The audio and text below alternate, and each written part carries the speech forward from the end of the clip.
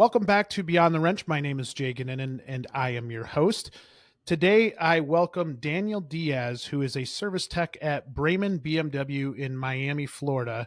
And I'm so excited about this conversation just because I love having technicians on the show to talk about really what they're seeing every day in their shops, in their dealerships, and some of the cool stuff that's going on out there. As we've done in past shows, we're going to talk about the good, we're going to talk about the bad, we're going to talk about the ugly, and kind of everything in between. And I've been looking forward to this one for a while. Daniel, we've tried to coordinate schedules. It's been a challenge because of my schedule, so apologies for that. But thank you so much for joining us today. Thank you for the invite. I really appreciate it. So as we were getting onto the show, Daniel shared with me his TikTok channel. For those of you that want to check it out, it's BMW Daniel Diaz. If go out and check it out, go out and look at what he's doing. And one of the videos that stuck out to me was you have the foam inserts in your toolbox. And we were just talking about our love for tool organization and how we both geek out over that. How did that come about, Daniel? I've always tried to make it more efficient. Like every time I work, I try to lay out the tools in a way that's more efficient to me, and it just kind of evolves with time. And once you think you're set, then I told myself, let me make something custom so I can kind of hold it in there for a long time. But it's always tweaking, it's always changing, and I'm sure you are that way too, like you said, with tools. I geek out over it, but looking at your setup, you're on a completely different level. Like that is one of the nicest toolboxes I've ever seen in terms of layout and how organized everything is. It is if for those of you listening, if you have TikTok, go check it out. It is incredible. And you had mentioned that you use a service to cut out a laser kind of laser the foam to be able to kind of lay everything out perfectly. I don't know if I've ever seen anything like it before. That is Yeah, incredible. me. I've seen companies like Sonic Tools and stuff that they bring you the tools with the foam inserts on it, but this is the first one I've seen that is custom to you, whatever tools you already own. You know, It's nuts. brand truck tools, and then you just lay it out any way that you like. I like that. That's cool. It's really cool. And you've done a really good job on your channel in general. All the videos look really, really clean. I think, so many technicians that are out there today talk about the need to be more respected and the need to bring more appreciation to what it is that we do. Your level of professionalism in these videos is crazy. Like this is the kind of stuff we need to broadcast to the world, because this is this is game changing for me as I'm looking at it, and just the quality of video and you can tell you've put a lot of work into this. What got you into wanting to do this stuff in the first place? In terms of, let's talk about the social side, and then we'll dive into the technician side, because the social side just blows me away here. Honestly, it was just entertainment. I've always liked to edit videos here and there for vacation trips and whatnot. And I thought I'd put it down. I got inspired by somebody. I don't know if you have seen his content. He does really good content for Mercedes. His name is AMG Doctor. I don't know if you've seen him on I Instagram. have, yes, He yes. does awesome videos, awesome videos. So basically, all his videos inspire me to do what I'm doing now, pretty much. That's incredible, man. Trying to So keep up with that level of quality in the job and in the video. But you're kind of limited to shop space, how clean your workspace is, and we're trying to do the best with what we have. you're doing a heck of a job. So how did you get into the automotive world? What drove you to want to work on cars? Well, I was working at a BMW dealership as a porter, as I was going to a regular university, and then I got to know a couple of techs, and I saw that it was a really good field to be in, and I just decided to pull the trigger and go to UTI, and then step after that. It was a best decision I've ever taken. So what drew your interest to becoming a porter? Well, it just opened up. I really like cars. I was into cars. I had a Miata, then an E30, that kind of thing. I was really big into E30s, and I got a job as a porter just to it was a high school job. Support the car habit initially, right? Yeah, it was basically a car, and then I kind of got away from cars as I was in the industry. I'm sure it happens to a lot of people that I've talked to. That When you, happened to me, yeah, right? Like I remember being in high school working in the shop, and then I was racing stock cars at the same time, and so it got to the point to where I was just never leaving the shop, like even for like dinner or anything like that. I just never left, and it's cool to a point, and then after a while, you just get burnt out from being there all the time, and it turns your really fun hobby into maybe something that is just work, you know? yeah, it's just like that. But I mean, right now you're still in the industry, but in a different way. How does that feel? Like, do you have like a project down your sleeve or not really? Yeah, so for me, I'm restoring an old 1977 Jeep CJ7 right now, and it's been kind of a long term process because we're doing frame up restoration. And the funny part was, it took me, gosh, I mean, it was probably 10 years of being out of working on cars before I started to kind of like start tinkering again, and then it's almost like you rebuild the love again. And I think it's because I was in the shop all the time that like I got burnt out, and it did push me into other aspects of the industry. But it's weird now because I think I have more of an appreciation now than ever for techs, but then also like I just enjoy it, right? Like I enjoy going out and tinkering and doing stuff. And I think when I was working in a shop, I couldn't say that. Like the last thing I wanted to do when I was leaving the shop was work on Was more cars. exactly, exactly that. I feel like I will gain a love for it once I'm a little bit further away from the industry, and I will kind of gain a love for working on my own projects. I love working on cars as it is, but I don't have the desire to go out of work and work on my own project. Do you then spend time kind of like working on your content then that is around the car stuff? Like it feels like you've got really, really good content in general. But I'm guessing that takes some editing or that takes some work in general to put that stuff out there.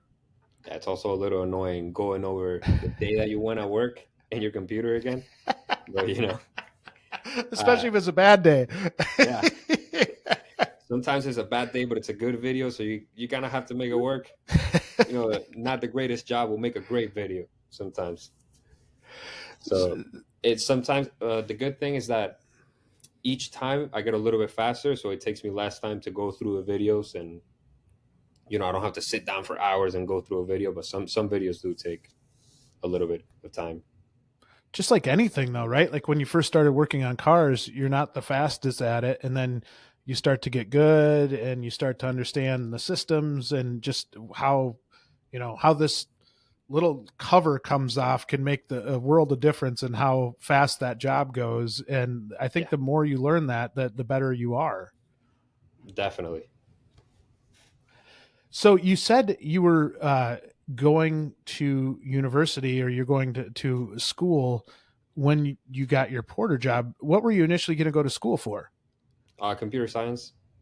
Really? Yeah, totally off off the chart. Well, it applies a It, little bit though, right? Like I mean, well, nowadays, there's definitely. parallels. Yeah.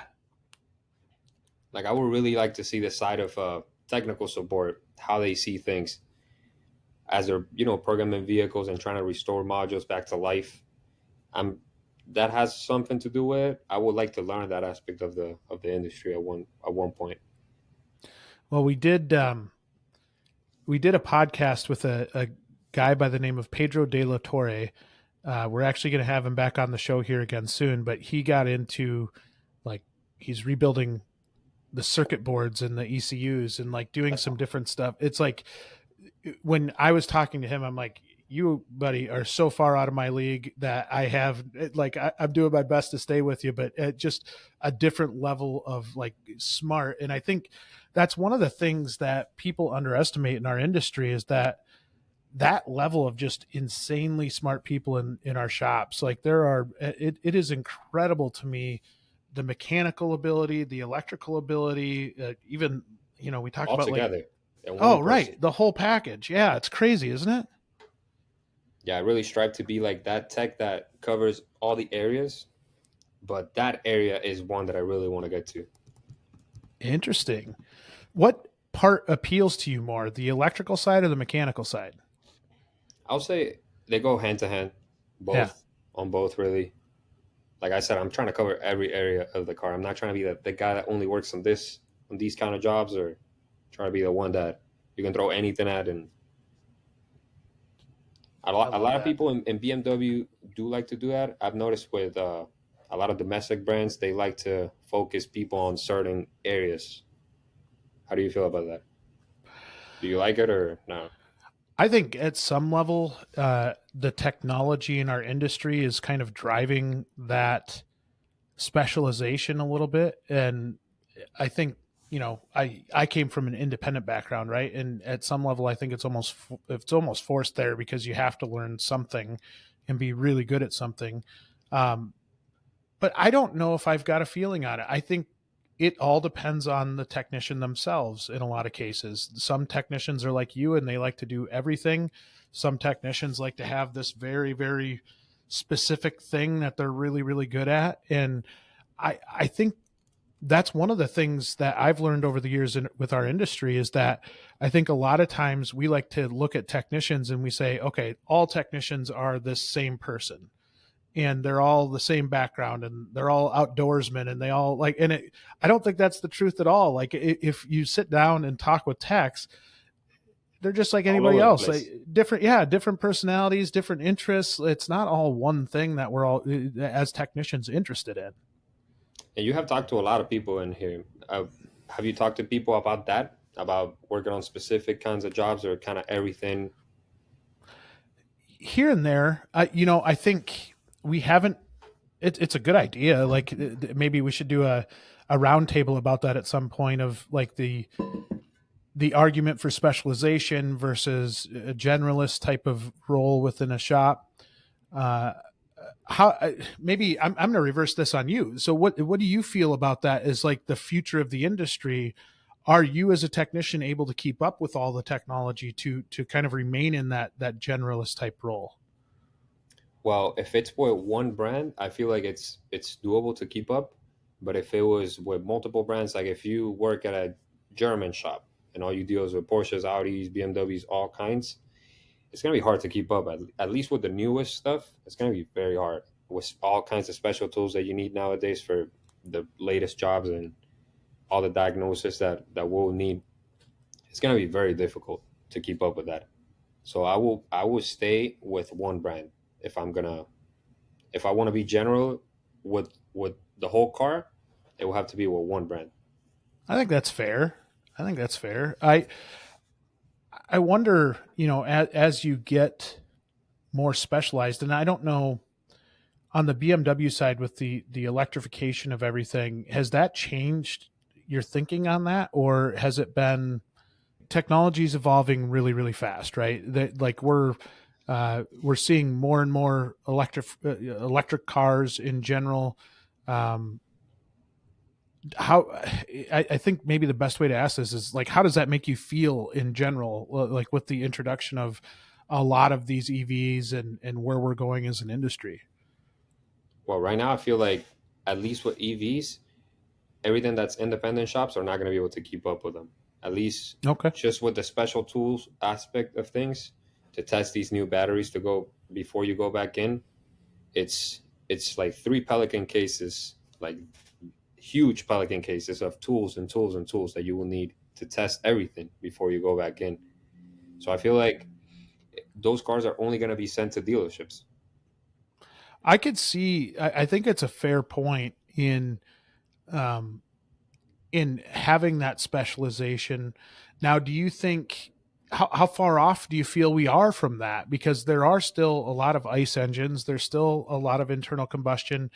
I know in talking with my friends at Toyota, there's an argument that maybe the hybrid side is the way to go in the future, or maybe even hydrogen. Like it does feel like there's other opportunities out there over and above EVs. And I do think, I've driven some EVs. I mean, driven a Tesla and it was like, this is really, really fast. Like, I there's a lot of advantages to it, but then I also kind of get the feeling that maybe we're not there yet, right? We're not there for the full kind of 100%. I absorption agree of with you. EV. Yeah, Yeah, we're not there as a country. We're not there. It's gonna take a couple of years for the infrastructure to be optimal for full EV. I'm really uh, on the side of hybrids and potentially hydrogen cars. BMW is going to release an X5 that's hydrogen, and that's that's awesome. cool. And full EV, full EVs, I'm not full on board, but hybrids, yes. Especially with the kind of stuff that Toyota's doing, that they're remaining with older battery technology, so it's cheaper to manufacture the batteries, and is actually not going to total the car once you need a battery. You know what Yeah, I mean? So you can spend a couple grand into a battery is worth to put into a car. But these new lithium ion cells that are the size of a car, they're gonna be like 30 grand for the battery. And it's at that point all cars are disposable. They're just gonna get total left and right. That's where could the not. industry's going. I could not imagine what our insurance costs are going to be at that time. No, right now they're crazy. I can't Yeah. imagine. Thanks to Universal Technical Institute for being a sponsor of Beyond the Wrench. Universal Technical Institute, a place that provides opportunity for passion to become purpose, for training to lead toward a career. For over 55 years, UTI's family of schools has helped students pursue their passion in exciting fields like transportation, skilled trades, and energy. There's a reason why students choose us and top brands hire our graduates: reputation and commitment. Our relationships with some of the world's most recognizable brands allow students to gain specific knowledge. As a student, you'll train how the industry does, learning from instructors with real world experience and training hands on with industry tools and equipment in the lab. We're committed to your success.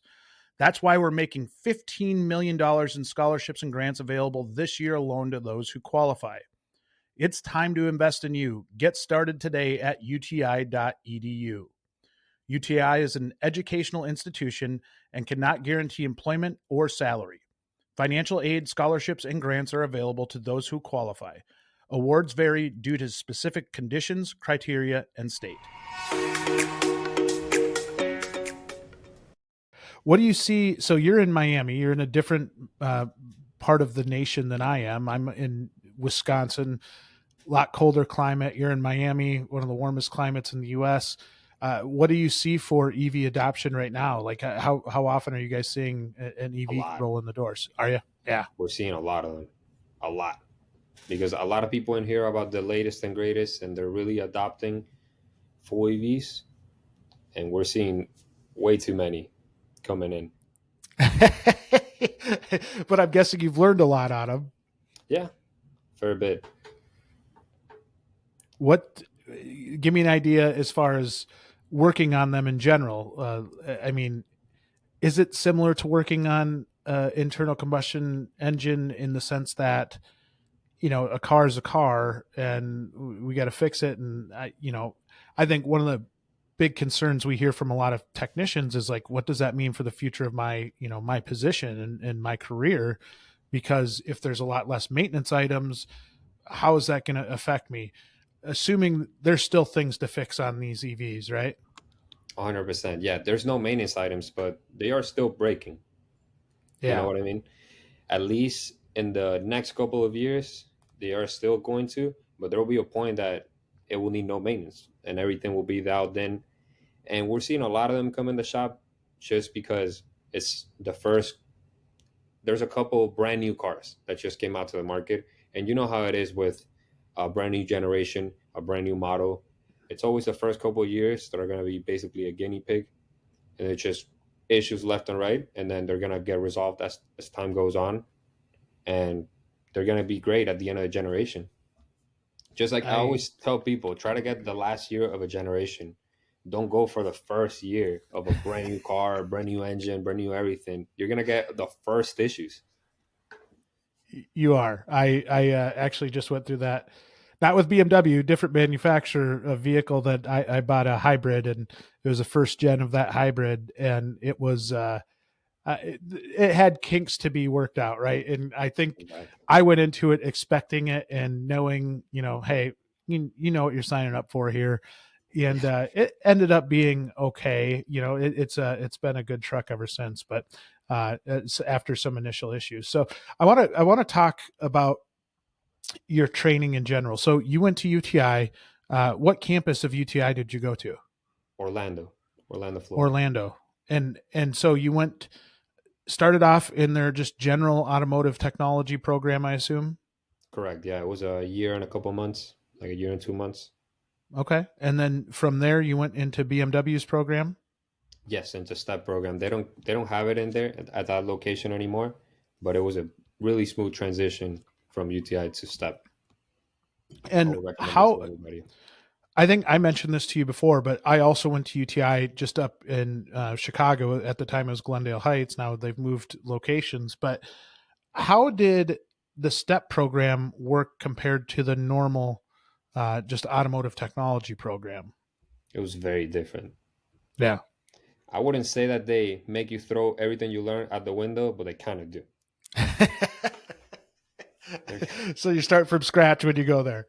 pretty much, and I feel like I've gotten this feedback from my friends that went to the Porsche training programs as well, and the what's the training program for Mercedes? It's called Drive, Mercedes Drive. Yes, That's that's their program. right. Basically the same, because a lot of the things that you do learn on UTI, they're very domestic oriented, very domestic brands oriented, Yes. and you kind of relearn how the systems work. But it was a very good program. I would recommend it to anybody. It will take a couple of years of dealer training off of you. And that's important when you get into the dealership too, right? Because then maybe you can get into that more advanced class once you're in the dealership. You can, kind of, it's not even skipping ahead because you're still putting the work in. It's just that you're doing it all kind of in a condensed time frame, right? Correct. Yeah, as opposed of going into a dealership without the training program, and then you're going to class. If they're consistent sending you to class, you're gonna go a couple times out of the year, maybe two. I will say three is pushing it. So it will take you 2 to 3, 4 years, depending on how often they send you to gain those same classes that you gain in a couple of months. Interesting. So then are you working while you're going through the program? Yes, because the program is basically part time, and then you work part time or full time if you can push the hours. Yeah, I think I was working in a shop while I was going to UTI, and it was 40 hours a week. I think I was working, Saturdays and Sundays as well, Okay. and or at least every other Saturday. I can't even recall what the Wait, schedule was. I just a know. shop that opens Sunday?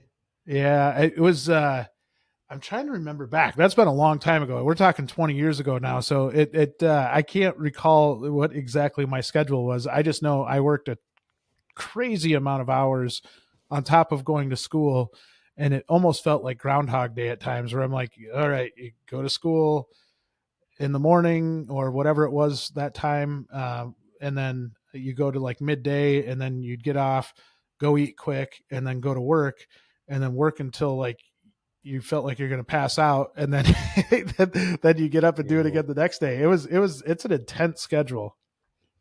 Yeah. For how long do you do it? The STEP A program back year, then. I I think. mean, the UTI program was a year and Yeah, change. yeah. Yeah, and it was interesting. I mean, I moved from my little hometown of 2,500 people, which you being in Miami are like, there's towns that size. But I at 2,500 people, and then moved to Chicago like 2 weeks Big after I difference. graduated high school. Oh man, it was an eye opener for sure. I bet. That's awesome. And for you, it wasn't a big deal though, right? Like you grew up in Miami and then go to Orlando. Yeah, it was a 3 hour drive difference. It's not much. Could come back That's in the not bad at weekends. all. That's not. So did you live in Orlando Yes, yes, I did. Some with people that I know roommates? commuted, yes, with roommates that were on the same boat. How was the roommate situation? I remember that being I when I moved down, I lived with guys I had never met before, and it was Whoa, kind I of heard terrible stories about that. yeah. Thankfully, that wasn't my case. I went with roommates that I knew from down south, and they kind of went up on the same plan. That's nice. I did not do that, and I had some interesting stories as a result. But it was an interesting experience. I think um, you work really really hard. I remember it being like a lot different than a typical college experience, right? Because you're just either going to school or working like 100% of the time. There wasn't a whole lot of time to screw around, pretty much. which is probably all Pretty much right. right. Like, yeah, yeah, it's probably a good way to keep you out of trouble. But all right, so back on track to you. You get in the dealership. Are you flat rate right off the bat? No, a couple months on a guaranteed pay while you get the hang of things, and then you go into flat rate. 6 months. Were you were you nervous during that period, like knowing what was coming, or you were cool with it? Not at all. I was trying to take as much as I could of the jobs that you necessarily didn't want to do on flat rate, but you really wanted to get down and learn that you could take Mm. your time on things and really get it down for that. When the time came, you could hit the ground running. I just heard a very unique perspective on this with a podcast we just did with my buddy Josh Arnold, who is a Toyota tech up in the Northwest, Pacific Northwest. And he had just the coolest insight on this, to where he said he wanted to get to flat rate as fast as he could. And the reason for it was the shop was open longer hours than what his work schedule was. And so he didn't feel the pressure being on flat rate, because if it was a 4 hour job and he really wanted to learn how to do it and wanted to really work a process through, he would actually kind of almost like donate his time. He used it as like his educational time, and he would spend, he'd stay after hours and really, really learn his job and know that, hey, I'm only getting paid, the 4 hours for this, but I'm going to take 6 to 8 hours to do it the right way and really learn the process. And he said he didn't feel the pressure from the shop, because he's getting paid that, the shop's getting paid that 4 hours regardless. And it gave him a time when the shop was quiet to kind of just work and try to kind of hone his craft. And it was the first time I'd ever heard a young tech talk like that, and I was kind of blown away. I'd never thought of it that way. That's a great perspective because he Yeah. he really got it down, and I bet you the next time around it was way easier, as it is with most jobs that you do the first time. That's the way I try to look at it. I try to hit the first time I do a job. I try to do it as slowly as I can, as by the book as possibly I can, and try to learn for the second time. Then the second time will inevitably be faster. It's interesting. I hadn't thought of it that way at all.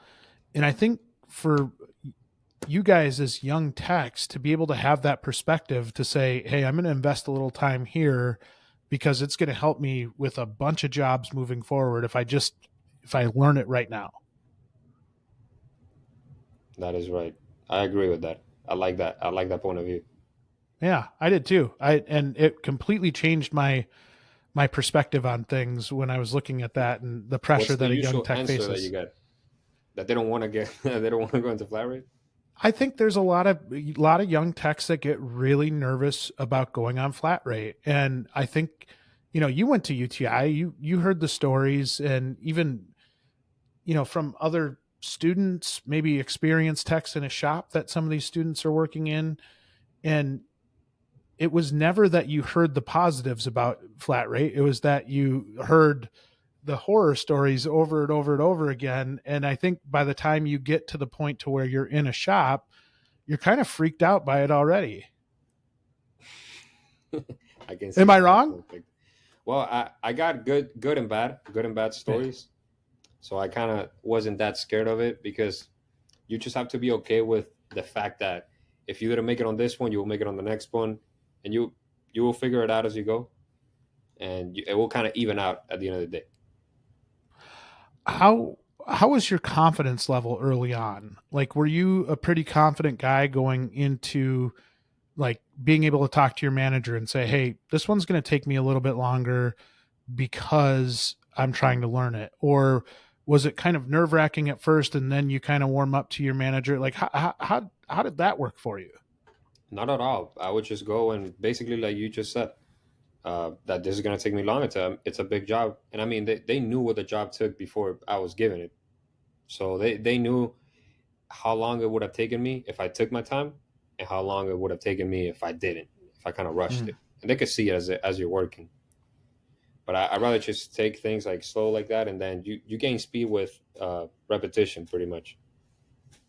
So, did you have some other people in the shop that you felt comfortable going and asking questions to, that that experienced tech that's out there that you could run up to and say, hey, I'm stuck on this, can you come help me? Yes, thankfully on my first shop it was very open for that, and I've been in 3 shops now, and I've noticed that not all shops are the same way. Some people are not going to be willing to help you out of their heart, but thankfully the first one it was. So I learned a lot from that one, and the one that the ones that I've been, there's some that I wouldn't see some people learning in. At least the one that I'm currently at, a lot of people are out for themselves, so they will not take their time out of the day to go and explain something to you, and that's not nice to see for the new guys that are coming into the industry, that they're not willing to help them out of their heart. You know what I mean? Right. I do, and I think maybe that's what drives some of the anxiety with young techs too, is if they go and ask somebody and they kind of just get pushed to the side and like, yeah, I'm not going to help you. I think that does a lot of damage to the psyche of a young tech. And if they don't have that confidence that they can go ask somebody, and this is where I give advice to young techs all the time, and that's one of the biggest things I say, is that don't just go for the money right off the bat. Try to find that shop that's going to mentor you, that's going to treat you right, and is going to take the time to train you the right way. Because if you rush through things and you're just trying to throw things together just to get them out the door, and there's a lot of pressure and you can't ask questions, like, you're probably not going to be in the industry very long. Like, you've got to find a shop that's actually going to take care of you and really help you grow. 100%, I agree with that. How important is it to have a manager with a technical background? I would say it's not that important, as long as the people below him, like the shop foreman or team leaders, they are very good. You will be Mm-hmm. good, but not necessarily like the manager. Sometimes it's good if they just have good people skills, right? Like that, and helping all of the personalities that go into a shop, because a lot of times there's a lot of big personalities in a shop, and that can be really really challenging to kind of navigate. And I don't know if that's been your experience as well, but having somebody that's good with people, in my opinion, is as important as having that technical background or that technical knowledge, just to know how to deal with people. 100%. I feel like that should be a requirement. If you're going to be I agree. a foreman or any type of manager in a shop, you need to know how to work with people, because a lot of techs are going to work differently if you yell at them to get something done, and some people are not going to like that, and they're going to take it a different way. So you got to know which angle you're going to pick with everybody. Yeah, that's a good point. Just knowing everybody's motivated differently, and not everybody is motivated by that stick, right? Like they prefer the carrot over the stick. And I think as we get to younger generations, I think it's far more appealing to have that carrot mentality, or that coaching mentality in one of your mentors or in a leader, that they're actually going to push you in a way that's not screaming and throwing tools around, but like actually just trying to help you out. Yes. All right, let's I want to go back to the tool side, because looking at your TikTok and how blown away I was by your toolbox, one of the things that we're seeing more and more of, and we just did a big voice of technician survey through WrenchWay, where we asked technicians what they would do to solve the industry, or to improve the industry. And what came back was really, really surprising to me. And it was that uh, the number one thing, and it was a tie for first place in the response, but the first thing was get rid of flat rate. That wasn't surprising, because you're always going to hear from Not that surprising. crowd. But what tied it was shop supplying tools, and that blew me away. I did not think that was going to be the case. I think that's changed a lot in the last few years, but I'm curious as to how you view it. Like, is that something that you see as attractive with a dealership or a shop that, you know, provides tools for you so you don't have to buy tools, or are you still in the camp that, you know what, I like my tools and I like the way that I've got all of this laid out and that it's my own collection of tools? Like, where do you stand in that conversation? Well, not so much for the collection side of things, but I do like to have things that make my work easier. And I feel like those will not be provided. You will just be provided with what you need, exactly what you need. And there's a lot of times in which you buy tools only for certain jobs that you want to invest into those because you will save time later down the road. And I don't think that supplying tools it's a good idea in my opinion. Yeah. I know that tools are extremely expensive, but if you make the right choices and you don't buy everything from the tool truck, you will be okay. It's hard to do that though, isn't it? Because when that Snap-on truck comes in the lot and you hop on and they've got, you know, it's like the candy store. You get on the truck and everything looks great, and you know, hey, they're gonna, you know, if I buy this socket set, they're gonna throw in a free hat, and I get really excited about that. It can be really really easy to throw money at stuff, and I've used this example myself. I think I was 12 years old and I bought like an $85 Mac tool screwdriver set. Oh A my 12-year god. old does not need a Mac tools screwdriver set, right? Like it was Nobody such a if you stupid think amount of about it, money. nobody actually needs that if you think No, about it. no, a But screwdriver's a screwdriver. yeah, and realistically, you're not going to use them that much. You're probably going to put a chuck on an impact gun and use that. The Right. actual hand the actual hand screwdriver, probably not that much. You probably use it as a pry bar. Exactly what the tool companies listening to this right now are cringing about. Like, no, don't use it as a pry Don't bar. use it as a pry bar. Do you, I mean, is that something you still see young techs making the mistake of, like getting on the tool truck too much, putting too much money into the wrong tools, A hundred and percent. really not being smart? Not being smart whatsoever about the tools is it's very easy to justify making the purchases because it's for your work and that you will make money off of those. It's very easy to justify that. But if you shop smart, at least I was guided very well as I was going to school, and I was really told to take advantage of the discounts the schools offer for Snap on and such. That everything that you're gonna get from Snap on, try to get it from that batch that is Yeah. heavily discounted. And I did that, and try not to get tools that you really don't need from Snap on, and go for the stuff that you will really need. I try to encourage a lot of people that are coming into a shop because my shop they have a similar student program, kind of like a general automotive program. Yeah, It's that's all by cool. by the dealership, and I try to encourage a lot of people into not make the mistakes that so many people make, that not taking advantage of that tool discount and then getting hit on the truck later on the road at a way higher price, and only trying to get the things that really matter from the high name brands. Did you buy the toolbox right off the bat? No, that's exactly the last thing I was gonna buy. You, That drives me crazy when you get a young tech that goes out and buys a maximizer toolbox, or does, you know, that buys some insane toolbox. You're like, no, what are you doing? well, and they usually offer you a voucher for as much money as you're gonna spend, and they probably spend 90% of the voucher they can utilize on a discounted toolbox. And I think that's just it doesn't make sense. I would rather spend that money on actual tools and then get a cheap box, get a used box from somebody, or get a cheap. Well, right now there's so many boxes like Husky and Craftsman are making such great boxes for. Harbor Freight actually has a really good Oh one yeah, right now for, yeah, they're great. yeah. I I could not agree more. And if you're going to spend the money on the Snap-on, make it the torque wrench, make it the, like, something that is actually like you The need a high sockets quality that tool you're for. gonna break a couple, those kinds of things. Honestly, if I was to go back, wrenches, I wouldn't have spurge on snap-on wrenches. I rarely use wrenches, actual wrenches. Maybe the ratcheting set, yes, but the regular ones, they're barely touched.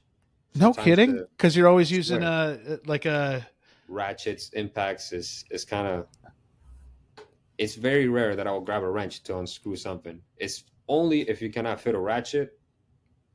That's probably the only time. I mean, alignment wrenches and such, that's different. But like a regular wrench set. Yeah.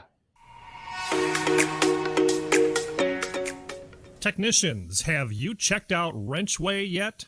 WrenchWay is a free online community for automotive and diesel professionals. Whether you're looking for a job or not, WrenchWay makes it easy to explore new opportunities, stay up to date on what's going on with the auto diesel community in your area, and help improve and promote the technician profession. Check out all the job details you care about before you apply or interview with WrenchWay Top Shops. Open to new job opportunities but don't want to apply yet? Create an anonymous reverse job post and let shops reach out to you. See what's going on in the industry and in your area through WrenchWay Shop Talk. Join the WrenchWay online community for free by visiting wrenchway.com or by downloading the WrenchWay mobile app. Links are in the show notes.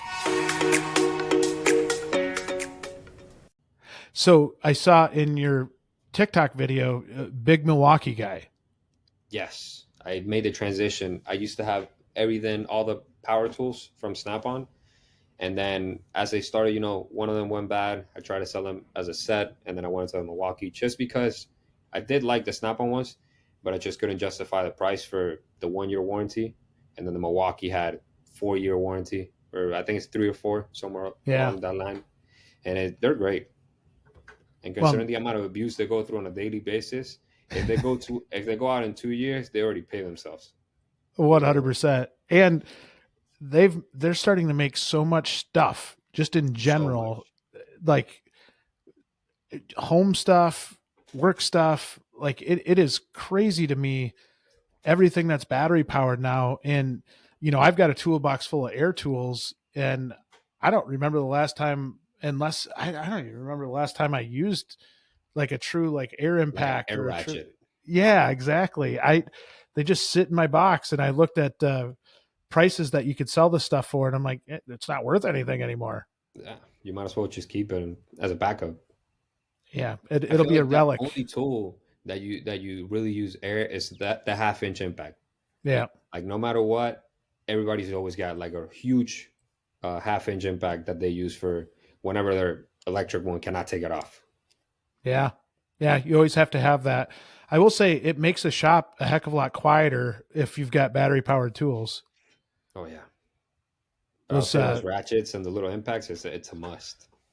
Some of those old school 1/2-inch impacts, you'd almost have to wear earplugs like all day long, because I don't know what they'd have for like an exhaust on them, but holy man, they were loud. You notice it whenever you're working late and then the shop gets real quiet. Right? Yeah. It's you can hear again. What other advice would you have for a young technician that's, getting into the business? I know we talked about tools and making sure that you're spending correctly or wisely on tools, but you've seen a lot of technicians come through your shop, I'm sure, a lot of young technicians. What do you see in the ones that make it versus the ones that don't make it? And like, is there anything that we could do as an industry better to help accommodate those new younger techs, or is it just that some have it and some don't? I wouldn't say some have it and some don't. It's just that some people are willing to learn and some are not. Especially the people that already have a background in cars.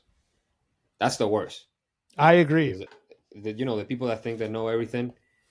I feel like you can always, no matter what level in the industry you're at, you can always learn from somebody. You at your level right now can probably learn from a kid that came out of school a couple months ago, something new. 100%.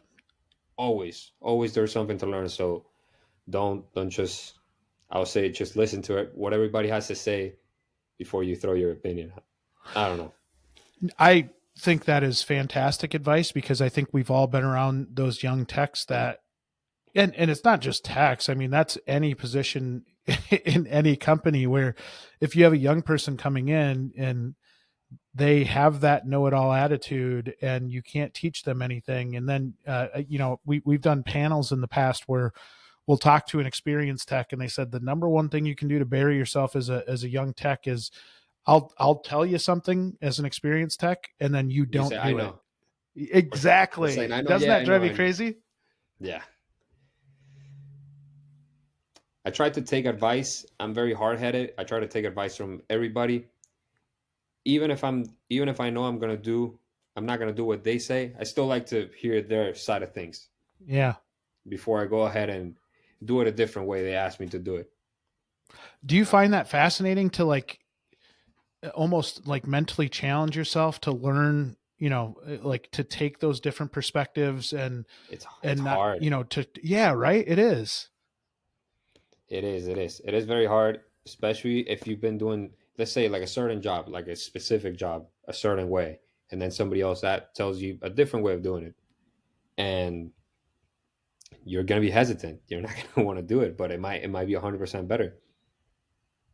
But it's always in the back of your mind that, I always found it frustrating when you would say like maybe it was an engine job or something, and you are like halfway through the job and then you have a tech come up and say, well, why didn't you just drop the undercarriage down? And then you're like, I'm already this far. We're now I got to redo all of this.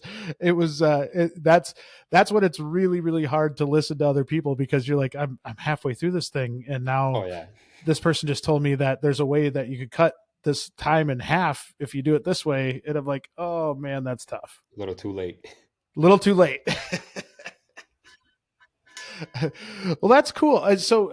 Talk to me a little bit about shops in general. And when I say that, like, what's your general feeling of technicians right now? We hear a lot of complaining on, if you go to a Facebook group or you go, um, I was out on Reddit the other day and reading through like a technician forum on Reddit, and man, it can be negative at times. And I think there's times where it's probably valid and warranted, but then there's other times where you're like, I think this person's just complaining because they would complain about anything. So give me the front lines, like how are things looking out there right now? I mean, general temperature of where technicians are standing right now. I would say there's a lot of complaining. I do hear a lot of complaining. However, I feel like it's mainly held by the actual shop that you're working for. A lot of things that could be solved in house, not so much as an industry, because you know where the industry is going. But there's only so much a shop can do to accommodate those and to help you um, do better. So what are those things? Is it just who you're working for and making sure that you like the person you're working for?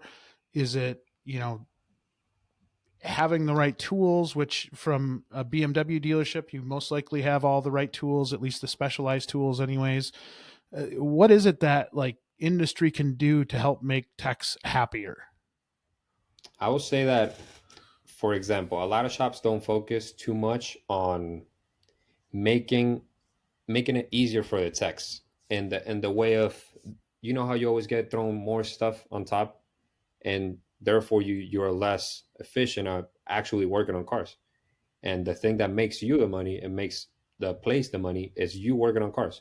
So the more time they can keep you in your bay cranking, the more you're going to produce and the more they're going to produce.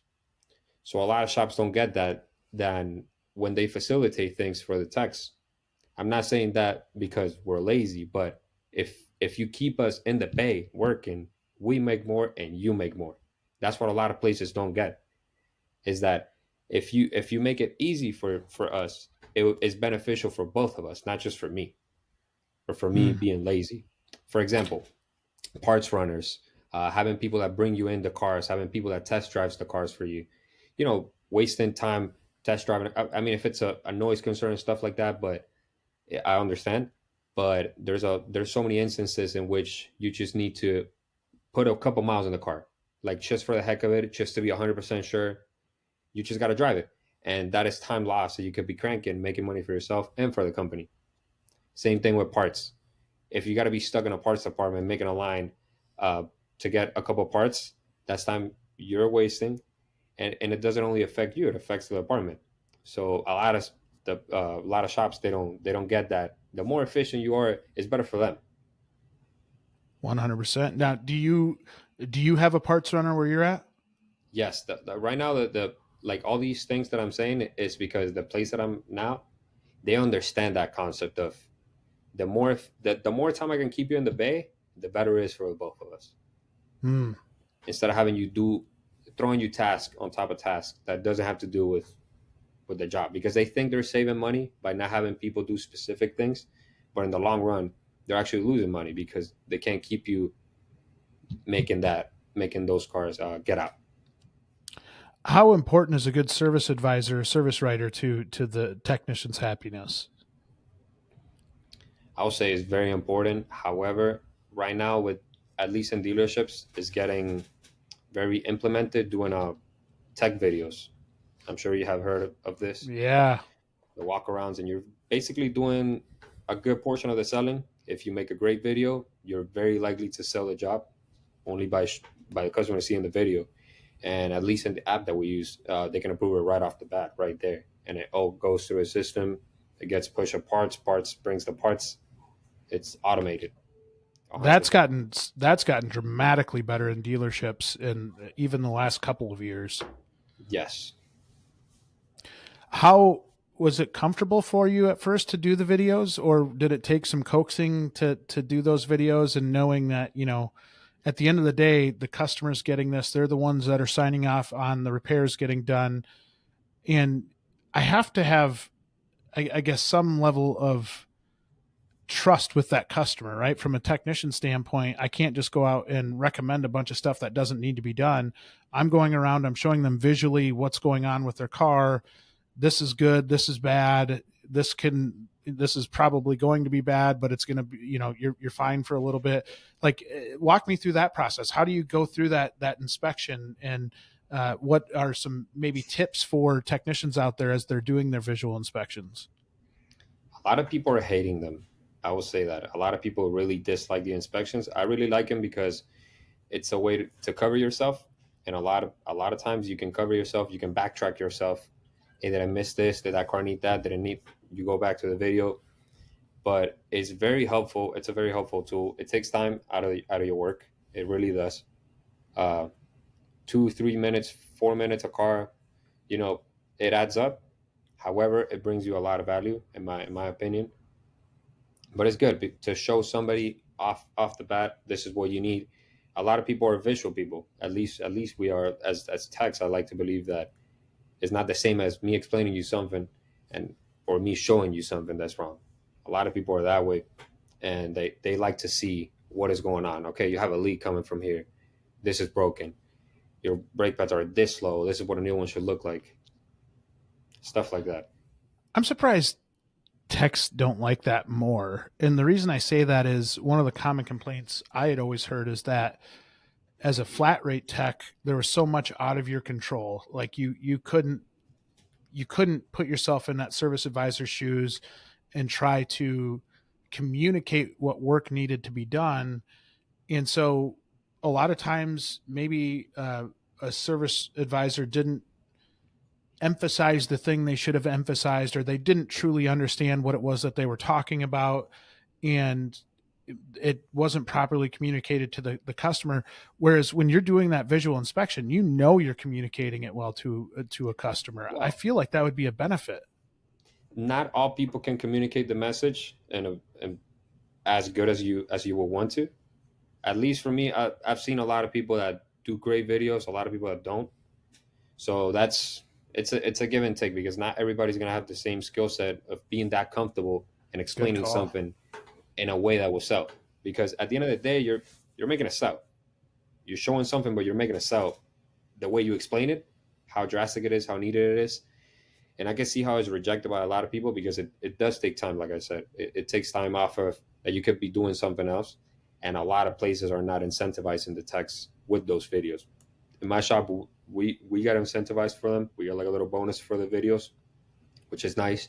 So you Yeah. don't you don't take it as you're losing time. You're just doing an additional step, which you're getting paid for, which is ideal. A lot of places don't, and they just A lot expect, of places don't. oh yeah, and they just expect a great video out of their heart.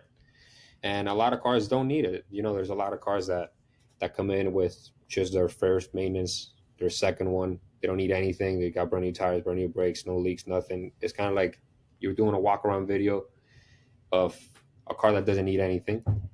However, the way they try to push it is that you got to build a relationship with a customer. Of every time I show you a video, is not only a bad thing. Yes. There could also be good visits that you don't need anything, and that's okay. I think that's super important. You're trying to build trust with that customer, and if it's always just bad, like they're going to despise coming to the dealership. They're going to despise you and the entire service department because it costs them a boatload of money every time they come in. And if you can reassure them, hey, you know what, you bought a quality vehicle and this is, it's looking great right now, gives that customer some confidence that, hey, you know what, I did make the right decision in buying a BMW and they are taking care of me. They are watching out for this. And then as, things happen because you're putting wear and tear on that vehicle over time. Okay, this is starting to look a little worse. You can kind of see here as compared to our initial video. It just, you mentioned being visual people. I think everybody's visual. I think everybody wants to see some level of visibility to what it is that they're paying for. Yeah. However, a lot of people, you show them a brake pad and they're like, what do you mean it's low? So we got to go at it with colors. We got to show like, the brake pad measuring tools and the depth gauges with colors, because a lot of people don't speak car. So, yeah. But it's good to get it down so at least they can show it to somebody they know that knows about cars. It's also really good. Yeah, that's a good point. And I think being intentional in your visuals, like you said, and whether it is using some tool to kind of explain what it does, or I know some of the manufacturers have like explanatory videos that are like, this is how a brake system works, or this is how whatever system it is that they're trying to explain, have a really nice visual kind of quick hitter video that just explains the operation, so the consumer feels a little bit better about what they're buying. Trust me, I was really against those videos at first, but it just got to the point that they just kept pushing it so hard that it's just just give in and just do them and do them right, and you don't got to deal with it. But I've learned that over time it ended up being better. But at first I was really against them. I've heard that from a lot of techs, by the way. A lot of techs fought it like crazy, and then once they did it and then they saw the power of them and how much better they could get their stories across, they really bought in. But I do also think that you have a really valid point in that there are a good number of technicians in this industry that the reason they got into working on cars was because then they didn't have to talk to anybody, right? Now all of a sudden you're putting them on video and they're out in front of everybody, and it's just really, really uncomfortable for some people. Totally. And those are the people that, they go more of a basic video, more of a basic multi-point. They just hit the points they got to hit. Usually the basics is just, tires, brakes. If anything's out of the ordinary, like leaks or anything's like broken, like drastically torn apart, then you show that and that's about it. But a lot of people go very in depth. You'll see people going into a 5-minute video, really explaining, really saying like, okay, for example, this is a really good one about the tires. When you're running your tires low, the outside of the tires tend to wear more than the center. And when you're over inflated the other way around, a lot of people go ahead and explain that, okay, your tires are wearing this way because they are under inflated. So they're wearing on the outside more than the center, stuff like that. It's unnecessary, but some people have to like to throw that in their pitch, if you want to call it. I think the beauty in that is, as a technician, if you're really good at that, you could build one heck of a following. I mean, there's people that, I think it gives almost that sense of that local neighborhood mechanic, right? That is like really, really trusted, and they won't let anybody else. Yeah. They won't let anybody else work on their car besides you. And I think this is an incredible opportunity for a tech that's out there that is willing and able to get on video and have some soft skills and talk through it with the customer. And that tire pressure example you just used is a phenomenal example of that, to where you are building trust when you're educating that customer they feel better about it. They're going to trust you. They're not going to let anybody else touch their vehicle. And man, you can build one heck of a following behind you when you have that power.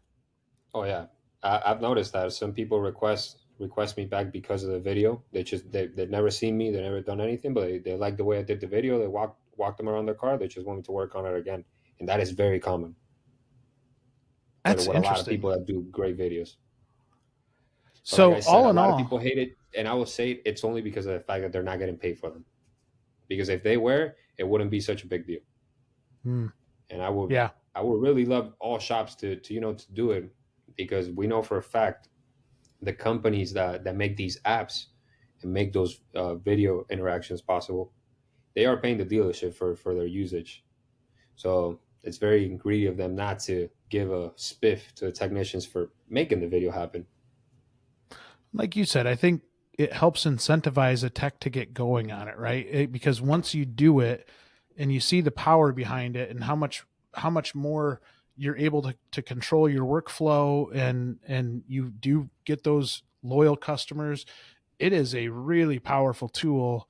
And I think the more you can embrace it, and like you have in general, right? The stuff you're doing for your video content online, I'm curious, did those video inspections help you get comfortable doing like the TikTok videos, or was it the other way around?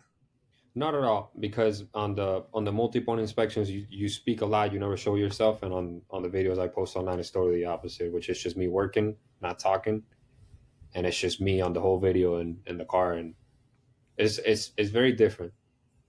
It is very different. But I do think there's some level of just getting comfortable with your voice on a camera and getting comfortable with being kind of in the limelight. And I look at it from like my time as a tech, and I always say I use the word tech very loosely because I think I disrespect the name tech when I call myself a tech. But Why you say that? because I was a terrible tech, just awful tech, awful tech. There's no way. So when we look at this, I think I look back to my time in a shop, and I would remember like going out, and if you got any type of notoriety whatsoever that was outside of the shop, you walk out and they're like, "Hey, here's Hollywood. Hey, Hollywood," and like you'd always kind of get that ribbing. Do you think it's becoming more and more kind of it's the cool thing to do, but like, do you catch any crap from the other techs for doing it, or is it like, hey, that's awesome? Not really at first. Yeah, at first everybody's like, picking on you, but a lot of people like it, and a lot of people like to. A lot of people give ideas, which is great. A lot of people give ideas for videos, stuff that you Has never thought anybody of, and has anybody requested to be in the videos yet? no, just messing around, but not really. All right. I think that's coming. Somebody's going to be like, "Hey Daniel, can I get a cameo here? Can I get in here?" Yeah, I mean, I don't care. It's just like I said, it's all entertainment. Well, you're doing a heck of a job with it. You're doing a heck of a job for the industry as a whole. I try You to were push that. I try to make a name for techs, not to be seen as grease monkeys. yeah. That's basically what I'm pushing on this. Like I'm trying to make it as neat as it should be, at least on higher end shops, and you will be surprised with the amount of high end shops that don't do high end work. Yeah. Yeah. It's unfortunate, but you're spot on there. And I know there's shops that discourage their techs from being on social media too, or showing their shop in the background, or whatever it might be. But when you see, and if you're one of those shops that's struggling to get your hands around that, make sure you go out to Daniel's TikTok page and just look at how professionally done this is, because, and we're kind of going full circle here from the start to the end, but this is the stuff we need as an industry. Like this is incredibly professional. You look like almost, I mean, it's almost like I see one of the videos says surgery on electric drive something. I can't read the rest of it. Well, that was in training. That was in training. That Really? wasn't at my shop. That training center is beautiful.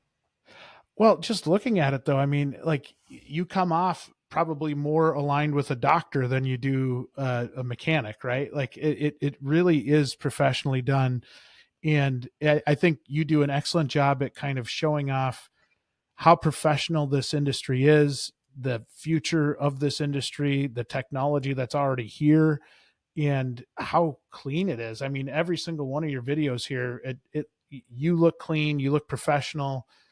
So just a lot of credit to what you're doing here, because my goodness, is this awesome. I mean, just as we're talking here, I'm looking through the videos, and it just blows me away how good a quality these are. So appreciate everything you're doing out there, man. You're doing a great job, and we genuinely appreciate you taking time at night to do this podcast, and hope we do it again sometime soon. Anytime. I'll be more than happy to do so. And I appreciate the invite, Jay. Thank you, Daniel. That wraps up this week's episode of Beyond the Wrench. Be sure to tune in next week for another brand new episode. As a reminder, don't forget to rate and follow Beyond the Wrench on Apple, Google, Spotify, or wherever you listen to your podcasts. This helps us get Beyond the Wrench in front of other fantastic shop owners, managers, technicians, and dealers just like you, so we can continue to help improve, promote, and grow this amazing industry. Thanks everyone for listening, and we'll be back next week.